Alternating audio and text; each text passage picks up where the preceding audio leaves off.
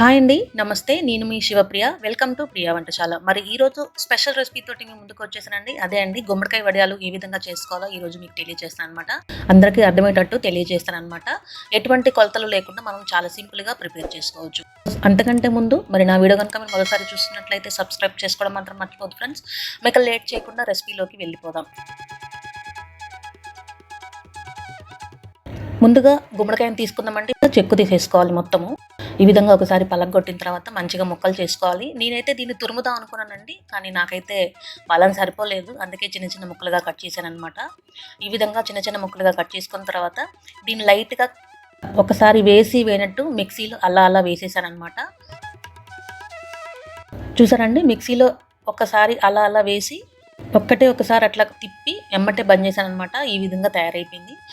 ఒక గిన్నె మీద చిల్లులు గిన్నె పెట్టి ఈ విధంగా వేసేసుకుంటే వాటర్ అనేది ఇంటికి దిగిపోతాయి అన్నమాట. మనం అలా వేసేసిన తర్వాత బాగా వాటర్ అనేది తీసేసుకోవాలి. ఈ విధంగా వాటర్ అనేది తీసేసుకున్న తర్వాత అయితే మనకు దీనికి ఎటువంటి కొలతలు అవసరం లేదండి. ఏ విధంగా సింపుల్గా చేసేసుకోవచ్చో మీకు చూపిస్తాను. చాలా సింపుల్గా కూడా ప్రిపేర్ చేసుకోవచ్చు. అది కూడా మనకు ఎండ బాగా ఉంటే తొందరగా ఎండిపోతాయి అనమాట. తొందరగా ప్రాసెస్ అనేది కంప్లీట్ అయిపోతుంది. మినపప్పు పట్టుకుంటాం కదా, ఆ మినపప్పు పట్టుకునేటప్పుడు ఇవి మనకు యూజ్ అవుతాయి అనమాట. ఈ వాటర్ అందులో వేసేసుకోవచ్చు.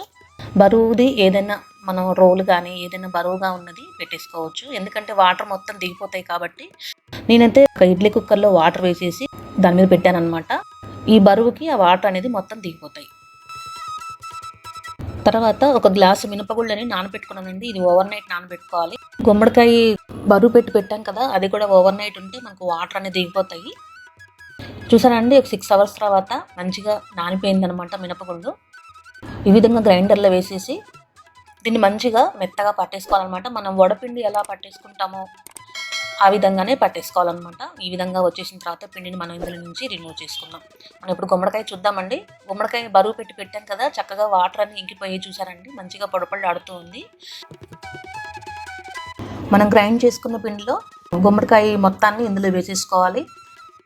నాకైతే ఈ పిండికి గుమ్మడికాయ మొత్తం పట్టిందండి. మన గుమ్మడికాయ మొత్తాన్ని ఇందులో వేసేసిన తర్వాత ఇందులోనే 3 టేబుల్ స్పూన్స్ నువ్వులు వేస్తున్నాను. అదేవిధంగా రుచికి సరిపడు ఉప్పు మరీ ఎక్కువ వేసుకోవద్దండి, మరీ ఎక్కువైపోతుంది కాబట్టి చూసుకొని వేసేసుకోవాలి.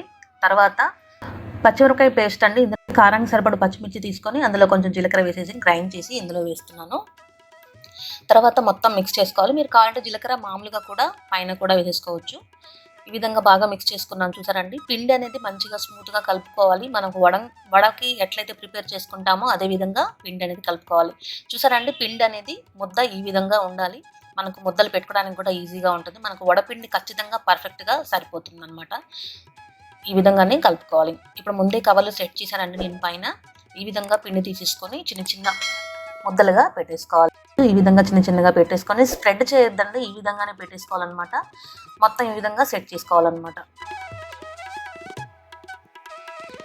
ఇది ఆ రోజు సాయంత్రం అండి. ఇది నేను చూపిస్తున్నాను మీకు ఇప్పుడు. మంచిగా ఎండిపోయింది, కానీ ఇంకా కొంచెం తేమ అనేది ఉంది కాబట్టి ఇంకొక 1 డే ఎండితే సరిపోతుంది అనమాట. మనకు కవర్ కంటుకోకుండా మంచిగా వచ్చేస్తుంది కదా. కొంచెం తేమ ఉంది కాబట్టి లైట్గా అంటింది.